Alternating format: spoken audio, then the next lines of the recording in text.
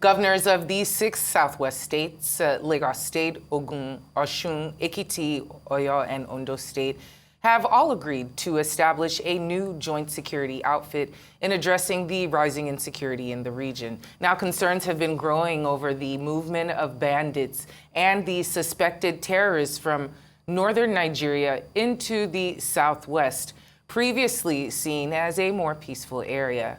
The new outfit, which has yet to be named, will focus on combating banditry and other crimes. The governors also discussed the existing Amotekun security outfit, though it remains unclear whether the new body will incorporate it. Additionally, the governors agreed to set up joint food hubs in order to tackle food inflation and to ensure regional food security. Now, the meeting was hosted by Lagos Governor Babajide Sanwo-Olu, also covered issues like economic collaboration, agriculture, and the Southwest Development Commission.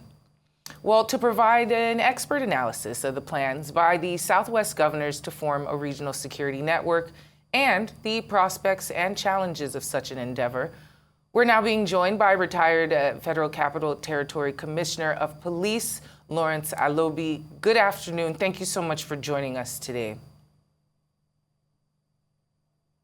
Good afternoon. Thank you for having me.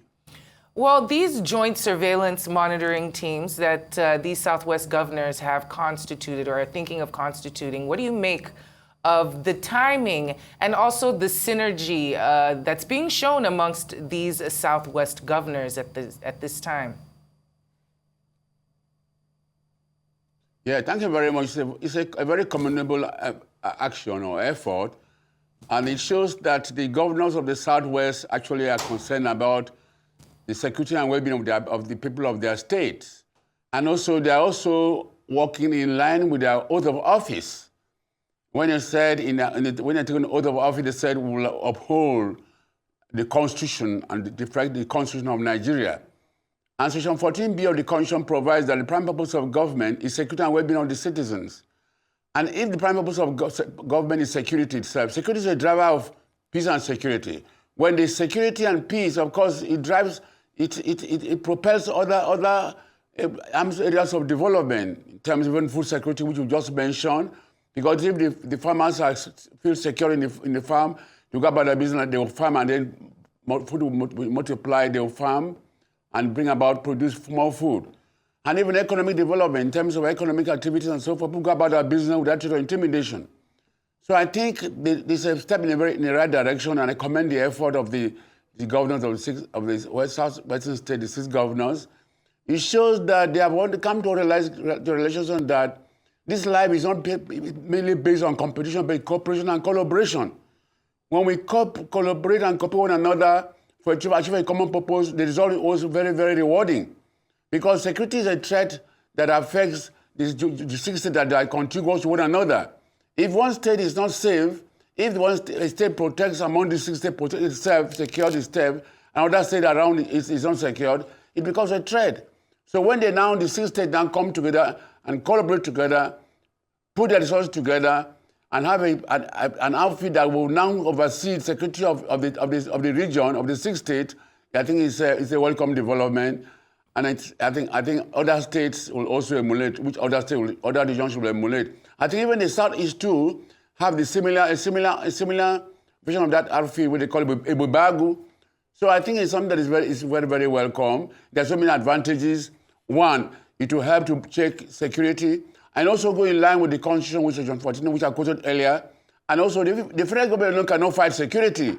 The governors are elected there by the people, and they have to show that their people, the citizens of that regions or their states, are well protected. They can go about the business without threat or intimidation. They can go about the lawful business. So I think the governors have shown that they are committed to the welfare and well-being of their citizens or of their people. Hence, they are coming together to ensure the security and safety of the citizens of their state. But some analysts are wondering, that isn't this a duplication of effort? What role will the already established security outfit, Amotekun, play in all this?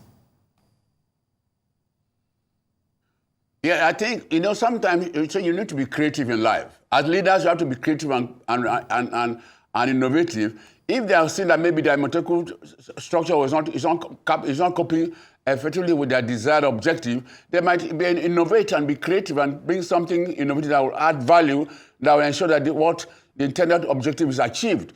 So, what they're doing, they're trying to add value to improve on what they had before. And I think that ought to be done. We don't need to stagnate ourselves or remain stagnant. We need change for the better, to make sure that things are better. Transform a system with a view to improving the system and to achieve more results.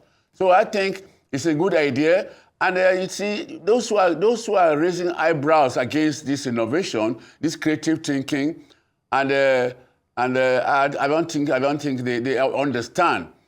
So the governor of a state will feel fulfilled if his state is secured and citizens of his state are going about a lawful business and without terror intimidation.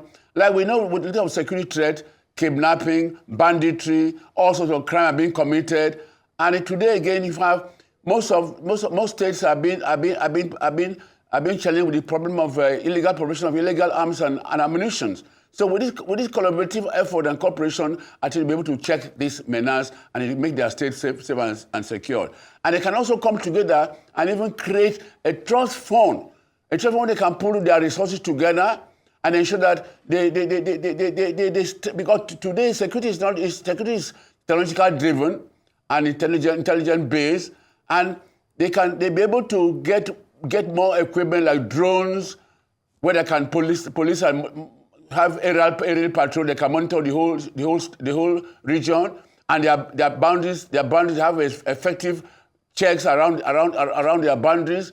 And so when any crime is committed, they be done under understanding and cooperation. So the police in each state will also know that their medical or whatever outfit they have now will be able to assist the police, collaborate with the police, and complement for the police.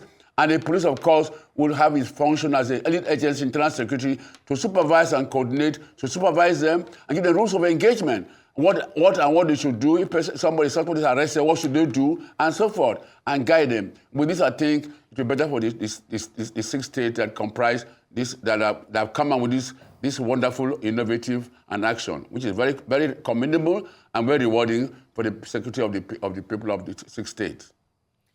In terms of prevention and radicalization, along with these reports, we hear that there's entire ecosystems that cater for these bandits in these pockets. And what I mean by that is when the bandits infiltrate a community, there will be maybe a doctor or some individuals selling the bandits and those who are around them food and aiding them with medical supplies.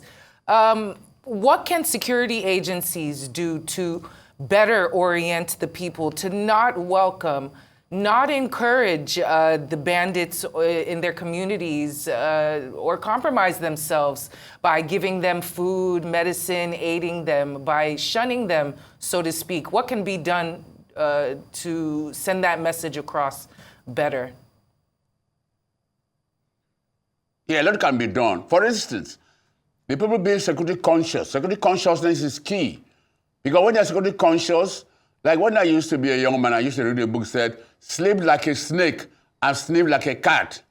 You know, a snake does not sleep. Any small movement, we sleep like a snake and sleep like a cat. A cat sleeps before it moves. So it has security consciousness and allow the citizens, the community. It's going to be a tripartite affair. The community, the outfit, and the security police, private security agencies like the police and security agencies. With this collaboration, and it will be like a homegrown something. The community themselves will own it. They will know that, yes, because they stand to benefit, they will be able to willing to give information to the police.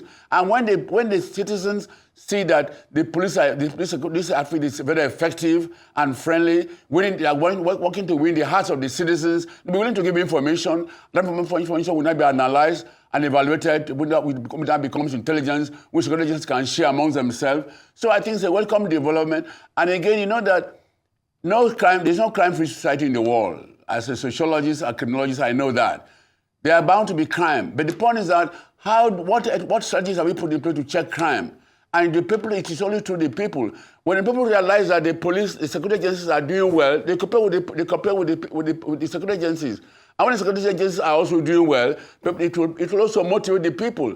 So both the security agencies, the security police and the security agencies should also collaborate together, work together for the ultimate goal of achieving a safe and secure environment for the citizens. So those who are there do effective information gathering, they need to identify those such persons, and of course they apprehend them. They will also educate them, give them guidelines on how, to know what and what such persons they can do for such persons, those who are selling arms, those who are doing illegal duties, and so forth. It is through that collaboration, working with the community, that is what part of the thing of part of the community policing, which they make the people to know that they also have a stake. And this also is in line with Section 24E of the Constitution, which provides that it's the constitutional duty of every Nigerian citizen to assist the agency in maintaining law and order, lawful agency maintaining law and order. This agency, this new outfit, is a lawful agency that's able to provide security for the good of the citizens. So I think it is incumbent on the citizens themselves to collaborate with them, collaborate with them, and ensure that they perform their duties better. And of course, the police are there to monitor and see that they don't go outside the rules of engagement. They don't abuse their powers. They don't carry out things like being brutal to the citizens or abusing their powers. I think with an element of check from the police and security agencies, particularly the police, which is a mother agency, give them rules of engagement, I think they'll be able to, and they are being monitored too, by that through monitoring and giving them feedback mechanism, they will be able to make sure that such persons who are there to commit crime will be identified and, of course, fished out and arrested and prosecuted at the end if found culpable. Well, Mr. Lawrence Alobi, retired FCT Commissioner of Police, thank you so much for joining us on Newsday.